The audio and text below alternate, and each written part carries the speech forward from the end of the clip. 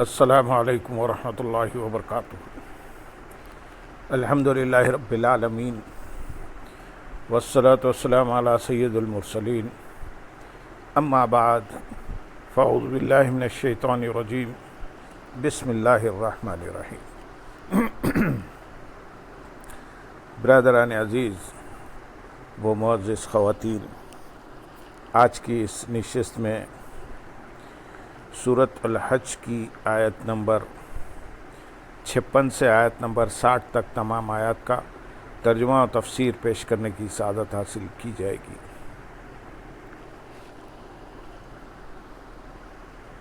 الملك يومئذ لله يحكم بينهم فالذين آمنوا وعملوا الصالحات في جنات النعيم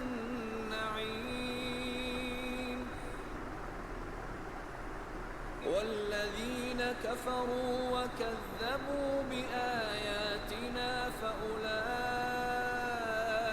لهم عذاب مهين والذين هاجروا في سبيل الله ثم قتلوا أو ماتوا ليرزقنهم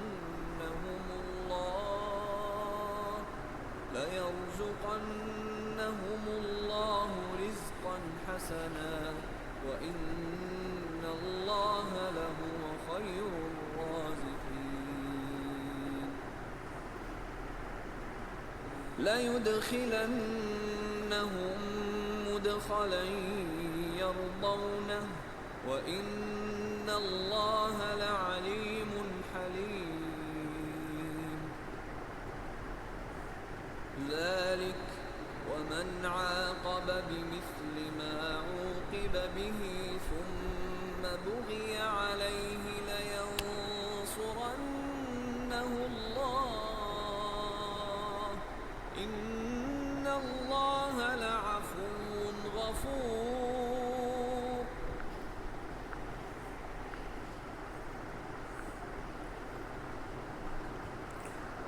اس دن بادشاہی اللہ ہی کے لیے ہے، وہ ان میں فیصلہ کر دے گا تو ایمان والے اور اچھے کام کرنے والے نعمتوں کے باغوں میں ہوں گے، اور جنہوں نے کفر کیا اور ہماری آیتوں کو جھٹلایا ان کے لیے رسوا کر دینے والا عذاب ہے۔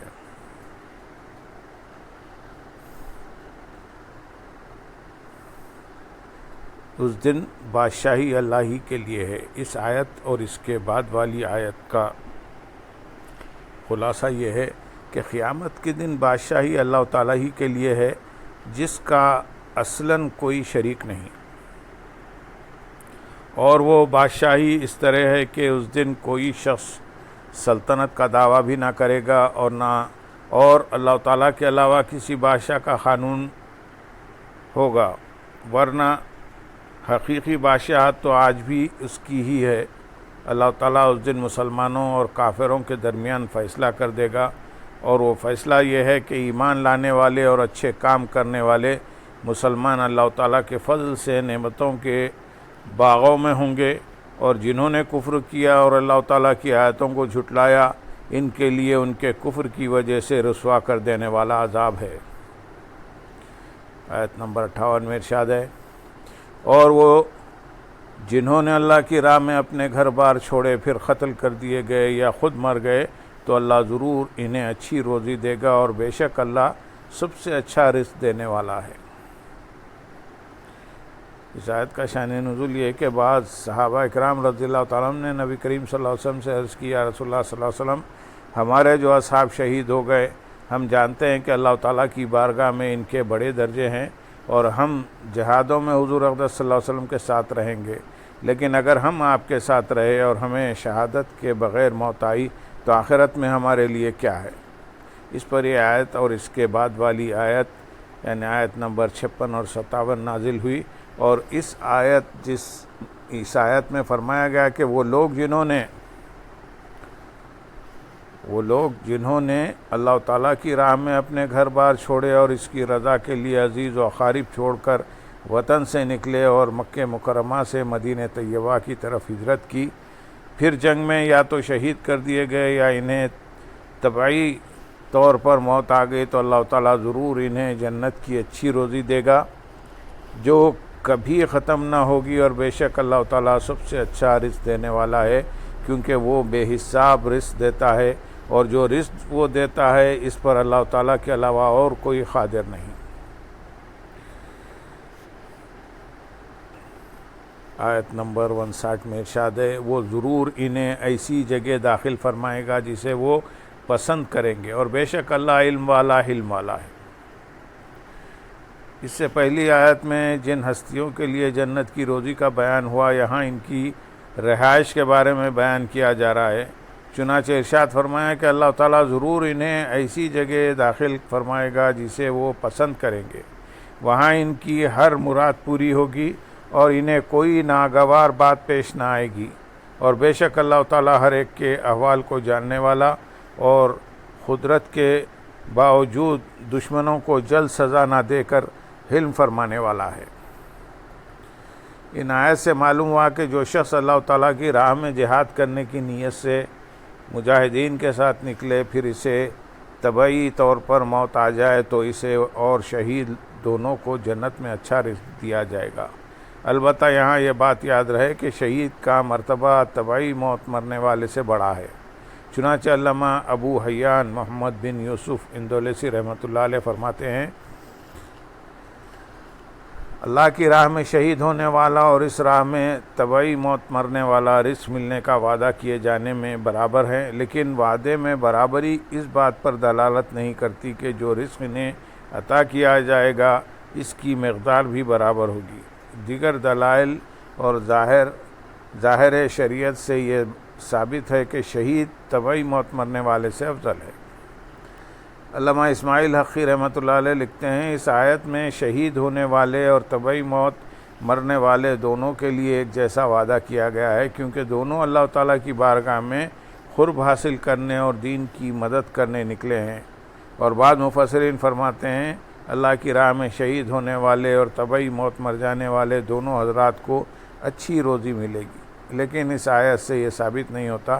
کہ اللہ کی راہ میں شہید ہونے والے اور طبعی موت مرنے والے کا اجر ہر اعتبار سے برابر ہے، بلکہ ان دونوں کے حال میں فرق ہونے کی بنا پر انہیں ملنے والی اچھی روزی میں بھی فرق ہوگا، کیونکہ اللہ کی راہ میں شہید ہونے والے کو طبعی موت مرنے والے پر فضیلت حاصل ہے کہ اسے اللہ تعالیٰ کی راہ میں زخم پہنچے اور اس کا خون بہا، جبکہ طبعی موت مرنے والے کو یہ تکلیفیں برداشت نہیں کرنی پڑی۔ نیز شہید کے طبعی موت مرنے والے سے افضل ہونے پر کثیر دلائل موجود ہیں، جن میں سے ہم یہاں پر 5 دلائل پیش کرتے ہیں۔ نمبر 1، نبی کریم صلی اللہ علیہ وسلم کی بارگاہ میں عرض کی گئی کون سا جہاد یعنی مجاہد افضل ہے؟ آپ صلی اللہ علیہ وسلم نے ارشاد فرمایا، جس کا خون بہایا جائے اور اس کا گھوڑا زخمی کر دیا جائے۔ دوسری حدیث، اللہ کی راہ میں شہید ہونے والا قیامت کے دن اس طرح آئے گا کہ اس کے خون سے مشک کی خوشبو آ رہی ہوگی، جبکہ اللہ کی راہ میں طبعی موت مرنے والے کو یہ فضیلت حاصل نہ ہوگی۔ تیسری حدیث، شہید ہونے والا شہادت کی فضیلت دیکھ لینے کی وجہ سے یہ تمنا کرے گا کہ اسے دنیا میں لوٹا دیا جائے تاکہ اسے دوبارہ اللہ تعالیٰ کی راہ میں شہید کیا جائے، لیکن طبعی موت مرنے والا ایسی تمنا نہ کرے گا۔ چوتھی حدیث، اللہ کی راہ میں شہید ہونے سے مخصوص گناہوں کے علاوہ تمام گناہ بخش دیے جاتے ہیں، اور طبعی موت مرنے والے کے لیے ایسی کوئی فضیلت وارد نہیں ہوئی۔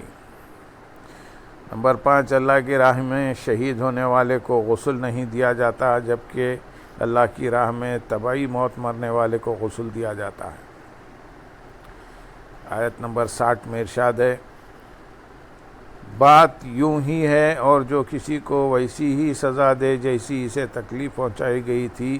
پھر بھی اس پر زیادتی کی جائے تو بے شک اللہ اس کی مدد فرمائے گا،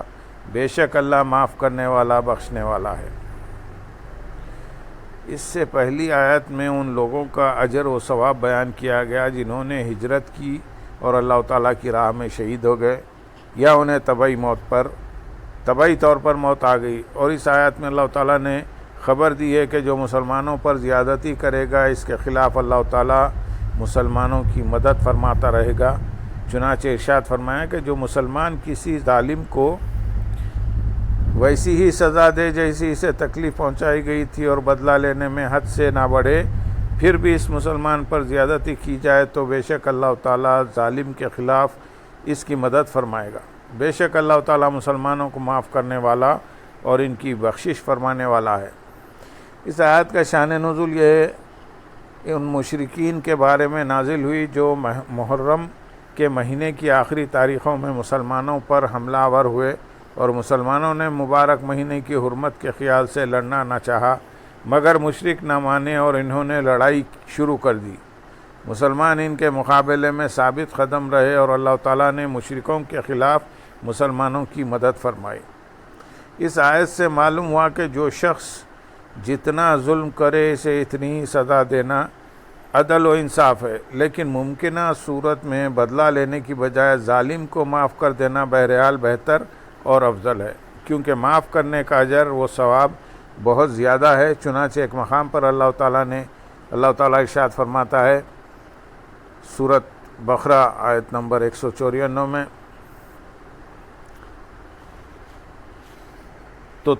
تو جو تم زیادتی کرے اس پر اتنی ہی زیادتی کرو جتنی اس نے تم پر زیادتی کی ہو، اور اللہ سے ڈرتے رہو اور جان رکھو کہ اللہ ڈرنے والوں کے ساتھ ہے۔ اور ایک جگہ ارشاد فرماتے ہیں سورہ شورى میں آیت نمبر 40 سے آیت نمبر 43 تک، ارشاد باری تعالیٰ ہے، اور برائی کا بدلہ اس کے برابر برائی ہے، تو جس نے معاف کیا اور کام سنوارا تو اس کا اجر اللہ کے ذمہ کرم پر ہے، بے شک وہ ظالموں کو پسند نہیں کرتا، اور بے شک جس نے اپنے اوپر ہونے والے ظلم کا بدلہ لیا ان کی پکڑ کی کوئی راہ نہیں، گرفت صرف ان لوگوں پر ہے جو لوگوں پر ظلم کرتے ہیں اور زمین میں ناحق سرکشی پھیلاتے ہیں، ان کے لیے دردناک عذاب ہے، اور بے شک جس نے صبر کیا اور معاف کر دیا تو یہ ضرور ہمت والے کاموں میں سے ہے۔ حضرت انس رضی اللہ تعالیٰ عنہ سے روایت ہے، تاجدار رسالت صلی اللہ علیہ وسلم نے ارشاد فرمایا، جب لوگ حساب کے لیے ٹھہرے ہوں گے تو اس وقت ایک منادی یہ اعلان کرے گا جس کا اجر اللہ تعالیٰ کے ذمہ کرم پر ہے وہ اٹھے اور جنت میں داخل ہو جائے۔ پھر دوسری بار اعلان کرے گا کہ جس کا اجر اللہ تعالیٰ کے ذمہ کرم پر ہے وہ اٹھے اور جنت میں داخل ہو جائے۔ پوچھا جائے گا کہ وہ کون ہے جس کا اجر اللہ تعالیٰ کے ذمہ کرم پر ہے؟ منادی کہے گا ان کا جو لوگوں کی خطاؤں کو معاف کرنے والے ہیں۔ پھر تیسری بار منادی اعلان کرے گا جس کا اجر اللہ تعالیٰ کے ذمہ کرم پر ہے وہ اٹھے اور جنت میں داخل ہو جائے، تو ہزاروں آدمی کھڑے ہوں گے اور بلا حساب جنت میں داخل ہو جائیں گے۔